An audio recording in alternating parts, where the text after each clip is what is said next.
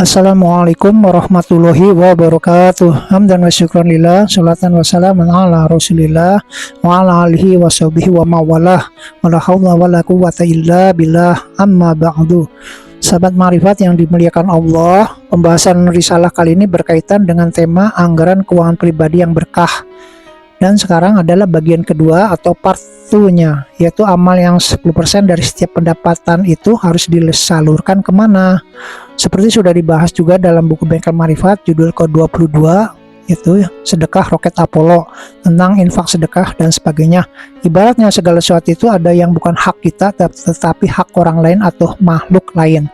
Contoh, bila kita makan sesuatu pasti ada bagian yang dibuang. Seperti kalau kita makan sate pasti tusuknya dibuang, makan ikan tulangnya dibuang, makan pisang kulitnya juga tidak dimakan dan sebagainya. Berarti setiap makan satu ada yang dibuang atau dibersihkan terlebih dahulu. Begitu juga bila kita menerima rezeki dari Allah Subhanahu wa Ta'ala, harus ada yang dibuang atau dikeluarkan. Ini bisa disebut sebagai infak pembersih rezeki kita sebesar 2,5% atau berapapun nilainya.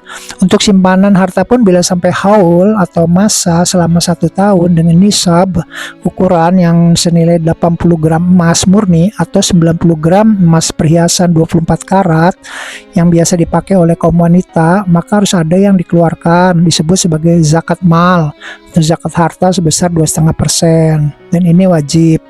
Kalau makan pisang tadi, mengupas dan membuang kulitnya diibaratkan pembersihan, tetapi membagi isi buahnya entah sedikit atau banyak itu namanya sedekah. Kebanyakan orang sudah mengeluarkan 2,5% sudah merdeka, lepas dari beban, padahal itu hanya baru membersihkan rezeki yang diterima.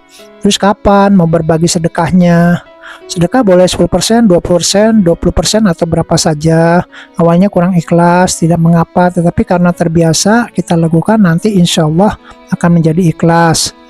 Karena kalau mau menunggu ikhlas, kapan mau mulai sedekahnya? Tapi kita harus terus belajar, berupaya supaya bisa ikhlas, karena kalau tidak ikhlas kita tidak akan mendapatkan pahalanya. Salah satu ciri ikhlas adalah ketika memberikan sedekah adalah tidak diiringi oleh sesuatu yang menyakitkan dan tidak mengungkit-ungkitnya di kemudian hari. Pentingnya keikhlasan dalam bersedekah adalah seperti firman Allah dalam Al-Quran surat Al-Baqarah ayat 263. A'udzu billahi minasyaitonir rajim. Qaulun ma'rufun wa maghfiratun khairum min shadaqati yatba'uha adza wallahu ghaniyyun halim.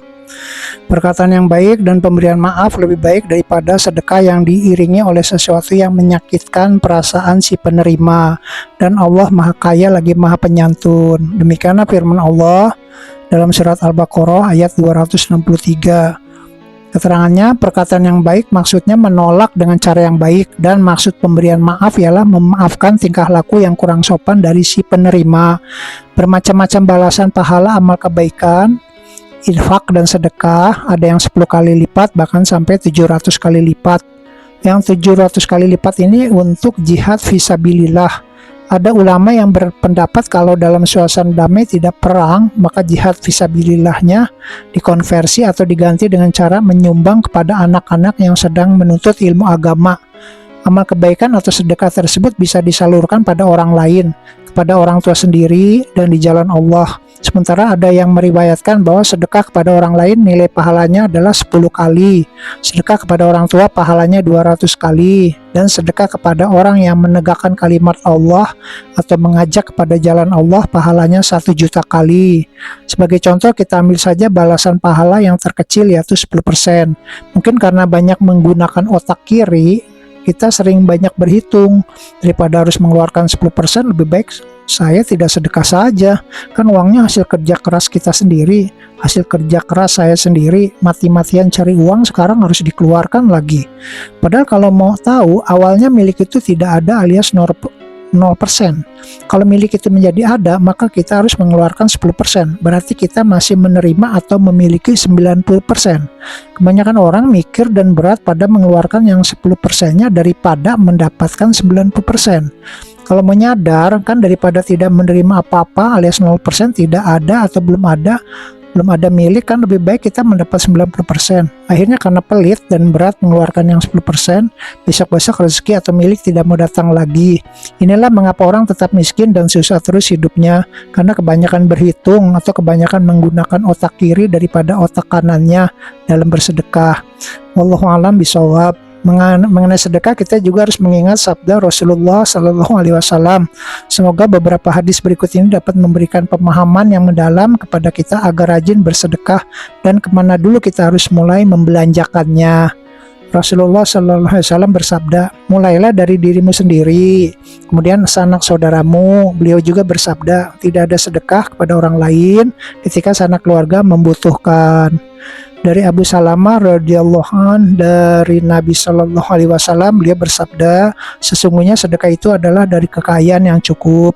Tangan yang di atas lebih baik daripada tangan yang di bawah, dan mulailah dengan orang yang menjadi tanggung jawabmu. Abu Hurairah radhiyallahu an meriwayatkan dari Nabi Shallallahu Alaihi Wasallam bahwa beliau bersabda, sesungguhnya di langit ada dua malaikat yang tidak mempunyai pekerjaan selain berdoa.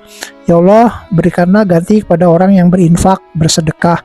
Dan malaikat yang lain berdoa, ya Allah, segerakanlah kerusakan bagi orang yang tidak berinfak. Terus bagaimana bila kita mempunyai hutang? Apakah tetap sedekah atau membayar hutang dulu? Bayar hutang itu wajib, sedangkan sedekah itu sunnah. Ada ulama yang berpendapat kalau hutangnya cicilan rutin dan masih belum jatuh tempo, tidak apa-apa untuk bersedekah. Tapi bila hutangnya sudah jatuh tempo, bahkan sudah waktunya dibayar, maka dahulukan bayar hutang ini. Tapi ingat, 2,5% adalah bukan hak kita, tapi hak makhluk atau orang lain yang dititipkan Allah pada kita. Maka sebaiknya dalam kondisi berhutang yang sifatnya mendesak harus dibayar sekalipun, maka tetap 2,5% harus dikeluarkan, diberikan kepada yang berhak, misalnya fakir miskin, janda, anak yatim. Dan kalau amal jariah bukan ke manusia, yaitu ke masjid, ke madrasah, dan sebagainya. Yang 7,5% ditunda dulu, atau yang 7,5% bisa ditambahkan pada pos untuk membayar hutang. Kalau kondisi sedang tidak berhutang atau hutang yang tidak mendesak harus dibayar, maka pos amal ini harus dikeluarkan seluruhnya 10%. Juga bila ada orang yang sedang kesusahan dan minta tolong, maka bisa dibantu dari anggaran pos amal kebaikan atau dana sosial ini langsung 10%. Jadi kunci pos amal adalah 10%, terdiri 2,5% bukan hak kita, harus keluar. Dan sisanya 7,5% atau lebih adalah sedekah atau berbagi kita pada orang lain yang membutuhkan. Demikianlah para sahabat Makrifat untuk pembahasan kali ini. Semoga kita bisa mengambil hikmah dan pelajaran. Ada banyak manfaat dari risalah kali ini ya. Wabillahi taufik wal hidayah. Wassalamualaikum warahmatullahi wabarakatuh.